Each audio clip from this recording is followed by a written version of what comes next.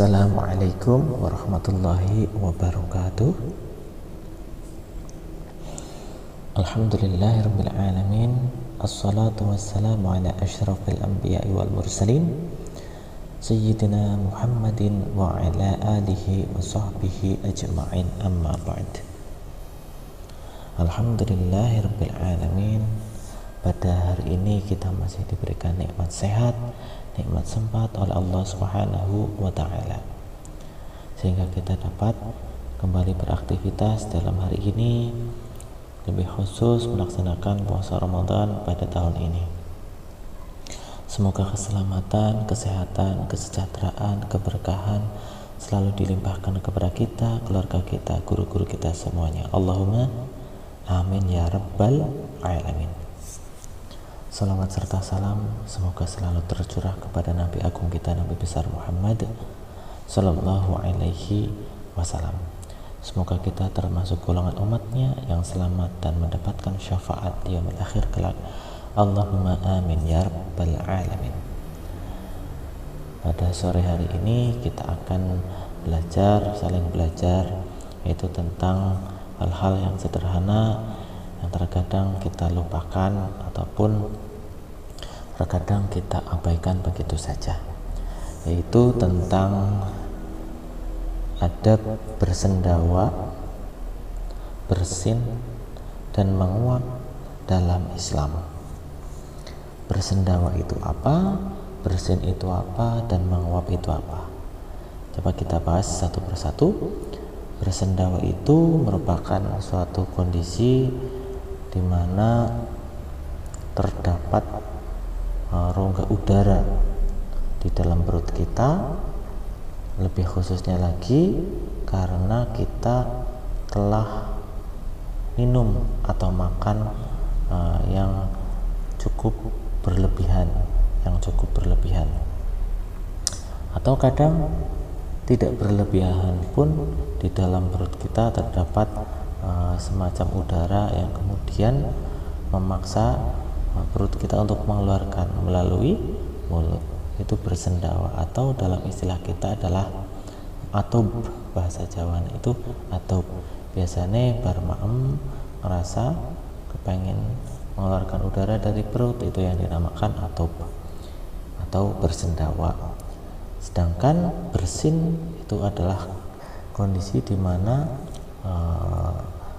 paru-paru kita yang memaksa hidung kita untuk mengeluarkan udaranya, atau bahasa Jawane itu wain. Nah, itu. Kemudian menguap itu apa? Menguap itu kondisi bagaimana ketika kita merasakan letih, lesu, dan ngantuk, maka tubuh kita kemudian mengeluarkan semacam udara atau uap udara dari dalam diri tubuh kita, yang kita kenal dengan menguap, atau bahasa Jawanya itu angob. Nah, atau wain kali angob niku di dalam ajaran agama Islam niku diatur. Padahal sepele kan, yang namanya bersendawa, bersin, dan menguap itu di dalam kehidupan kita sehari-hari terlihat sepele. Namun di dalam ajaran agama Islam itu diatur supaya bagaimana? Supaya menguntungkan diri kita, tidak merugikan orang lain juga, supaya kita tetap sehat juga, tetap saluran pernafasan kita sehat, kemudian saluran pencernaan kita juga sehat. Itu juga diatur di dalam ajaran agama Islam. Dari Ibnu Umar, Rasulullah Shallallahu Alaihi Wasallam bersabda, yang artinya yaitu, tahanlah sendawamu dari kami, karena orang yang paling sering kenyang di dunia adalah orang yang paling panjang laparnya di hari kiamat. Tahanlah sendawamu dari kami, karena orang yang paling sering kenyang di dunia adalah orang yang paling panjang laparnya di hari kiamat. Sudah jelas di sini bahwa tertulis bahwa orang yang paling kenyang, nah, sekarang paling kenyang, nanti orang yang paling panjang laparnya paling dawa, di hari kiamat. Jadi kalau bisa ketika kita bersendawa, maka kita tahan sendawa kita. Jadi Rasulullah ternyata bukan sekedar kata-kata semata, karena sendawa yang berasal dari rasa kenyang yang berlebihan itu memiliki dampak buruk terhadap tubuh kita, seperti timbulnya tukak lambung yang awalnya terasa nyeri pada ulu hati, kemudian mual, serta gangguan pencernaan seperti emah, enek gitu ya, kemudian sengkil dan sebagainya. Itu berasal memang dari sesuatu yang memang tidak wajar ketika kita bersendawa.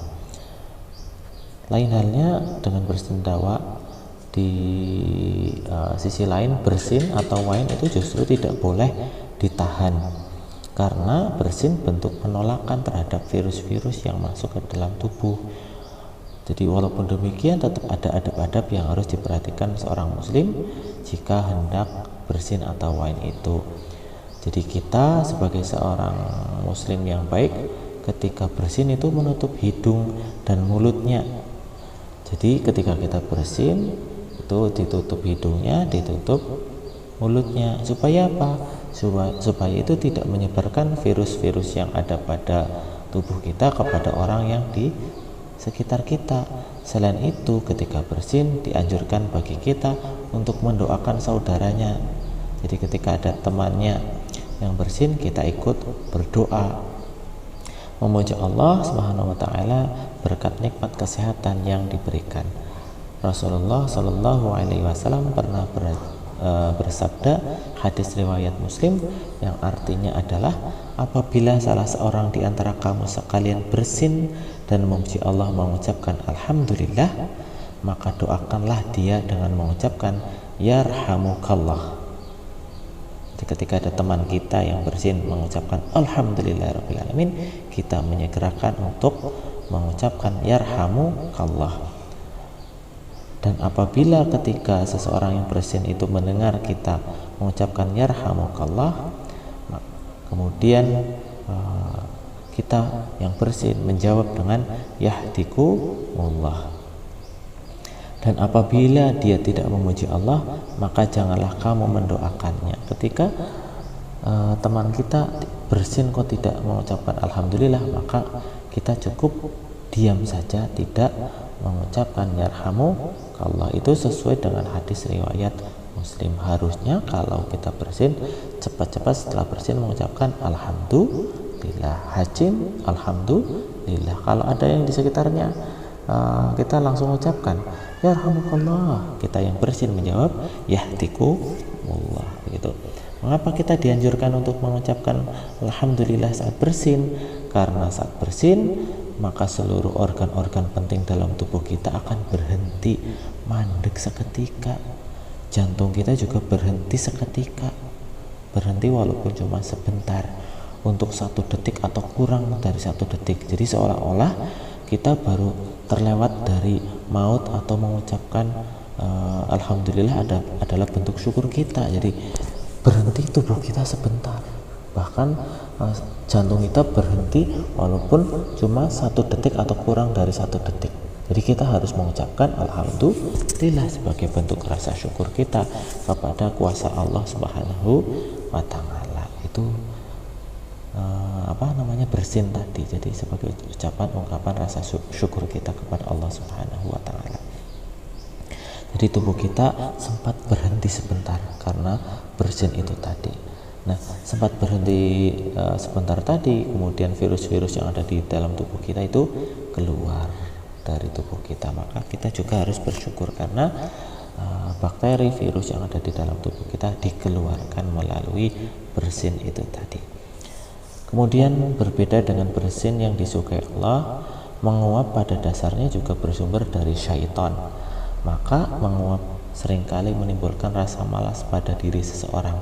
Maka Islam pun telah menganjurkan adab dalam menguap, yaitu dengan menahan semampunya. Jadi kalau angup, sebisa mungkin kita tahan, sebisa mungkin kita tahan. Rasulullah Shallallahu Alaihi Wasallam itu pernah bersabda yang artinya itu menguap adalah dari syaitan.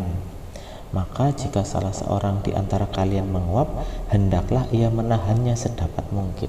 Di hadis riwayat Muslim, kalau menguap, angup itu kita sebisa mungkin kita tahan. Jangan malah mengeluarkan dengan suara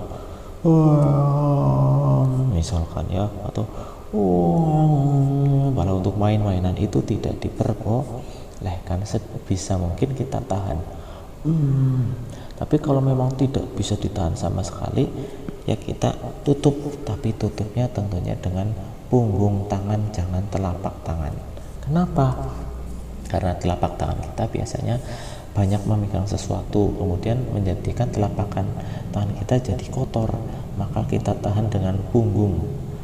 Punggung itu geger tangan ya, belakangnya tangan ini ya, belakang tangan, bukan telapak tangan persis. Sebisa mungkin kita tahan melalui punggung tangan. Tapi kalau mungkin tidak bisa ditahan karena saking ngantuknya, maka sebisa mungkin kita cukup mengeluarkan dengan nafas saja, jangan dengan suara, apalagi sampai keluar suaranya keras-keras ya, misal gitu. Itu tidak diperbolehkan di dalam ajaran agama Islam. Jadi ditutup sebisa mungkin. Misalkan angup, ngantuk banget, cukup dengan suara dari nafas melalui hidung saja. Karena setan itu senang banget ketika melihat kita angup, apalagi angup kita itu tidak ditutupi. Jadi seolah-olah kita menjadi hiburan tersendiri bagi setan itu. Jadi mari kita mempraktekkan sunnah-sunnah tadi. Semoga kita selalu sehat dengan bersin yang benar, dengan angup yang benar atau menguap yang benar, atau dengan yang satunya bersin, angup, dan bersendawa atau atop. Jadi atop ditahan atau bersendawa itu ditahan, kemudian kalau bersin itu jangan ditahan, kemudian menguap atau angup atau bersendawa itu ditahan. Jadi yang ditahan adalah yang bersendawa atau atop, menguap atau angup, dan yang bersin itu tidak boleh ditahan. Bersin keluarkanlah, karena bersin menunjukkan bahwa tubuh kita sedang akan mengeluarkan virus atau bakteri yang berada di dalam tubuh kita. Wallahu a'lam bishawab. Kita akhiri dengan lafaz hamdalah. Alhamdulillahirabbil alamin. Subhanakallahumma wa bihamdika asyhadu an la ilaha illa anta astaghfiruka wa atubu ilaik. Wassalamualaikum warahmatullahi wabarakatuh.